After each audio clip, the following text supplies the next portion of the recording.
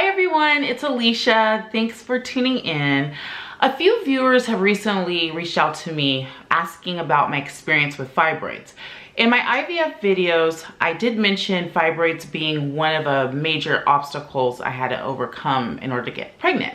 But I realized that I didn't really delve much into the details with whatever happened to my fibroids.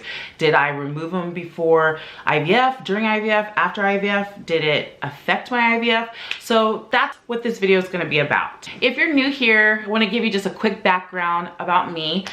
Me and my husband tried to conceive for 11 years with no success.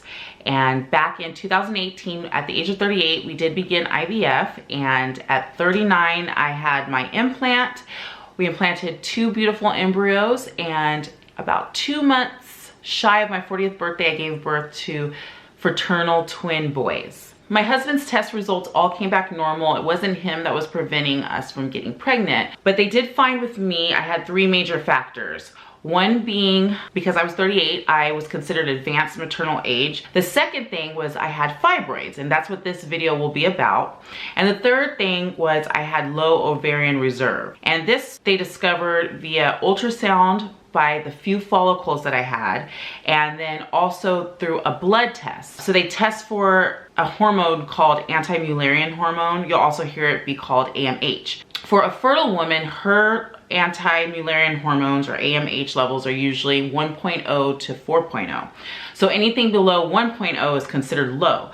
I was at a 0.4, so mine was very low. So this video is going to be about my fibroids. If you'd like to know more about my full IVF journey, I will link those videos below for you to check those out. Okay, so let's talk fibroids.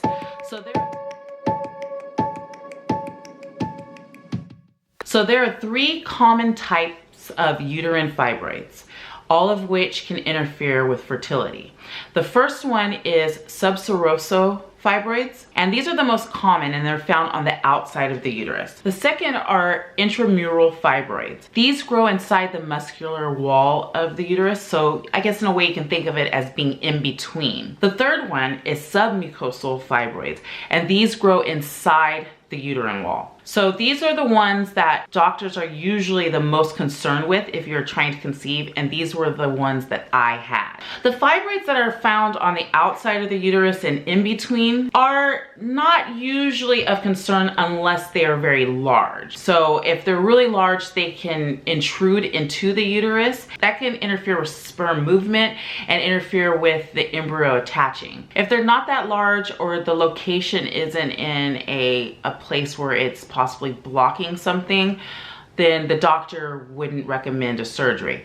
Typically with submucosal fibroids, the ones that are inside, like the ones I had, the doctor will recommend that you have a surgery to remove them, because it not only changes the shape of the uterus, but it also can thicken the uterine lining. And this could be a complete roadblock for sperm trying to get to an egg, and also potentially an embryo trying to attach the uterine wall. Basically, if the uterine lining isn't just right, the embryo cannot attach. So during my first ultrasound with my IVF doctor, he did discover the submucosal fibroids.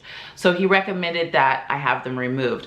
He found about, if I can recall, about 4 or 5, and they weren't extremely large, but they were remarkable enough for him to say that they should go. And he thinks that that was preventing me from getting pregnant. I was fortunate enough to be able to have my myomectomy with my primary gynecologist, which saved me a ton of money. I had this procedure done in June of 2017. So there are 2 types of surgeries with myomectomies. There's hysteroscopies and laparoscopies. A hysteroscopy is when they go through your cervix with a scope and they're able to remove the fibroids that way. There's no incision on the outside body. A laparoscopy is when they do make an incision in your abdomen and they go in that way. That's usually for the fibroids that are found on the outside. A hysteroscopy has less recovery time. I think I was only down for maybe a couple of days. A laparoscopy, I think, can be up to a month because it is more of a major surgery. My gynecologist said that we could go ahead and try to conceive after about, I think it was please correct me if I'm wrong. I think it was a couple of weeks. It may have been a month, but I think she said just to wait a couple of weeks so we could go ahead and try to conceive on our own. So we tried for about 5 or 6 months and still were unable to conceive. So we did return back to the fertility clinic. During my IVF procedure, when I was doing my stimulation medications and doing ultrasounds for them to check the growth of my follicles, my fibroids did grow back.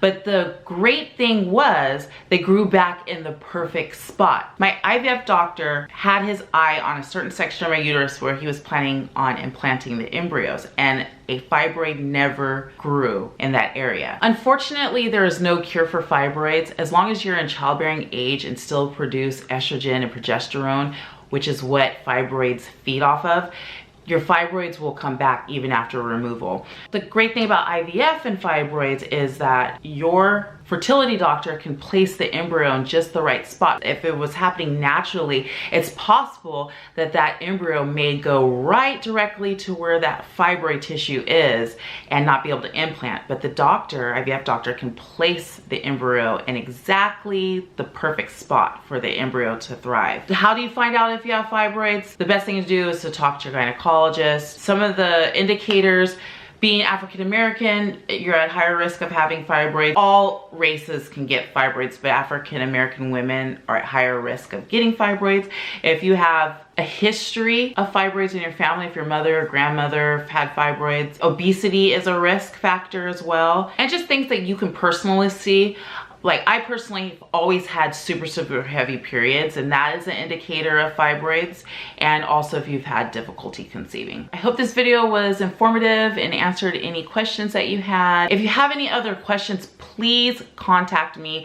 You can leave a message in the comments below. Also, if there's another video that you would like me to do or something you'd like to see, I do all kinds of different things on my channel. I do day in the lives with me and my twins and my husband. I do some cooking videos. I am planning on doing some organizational videos, and we're doing a slow remodel of different rooms in our house. So just little aspects of my life. But I also do enjoy talking about fertility and my IVF journey. I am so open about it, obviously, because I have this channel. But I would love to be of help in any other way. If you have any other questions, and I'd be happy to do a video, so just let me know. Please give this video a thumbs up if you found it helpful. And if you're new, go ahead and hit that subscribe button. I will see you all real soon. Bye. Unpredictable.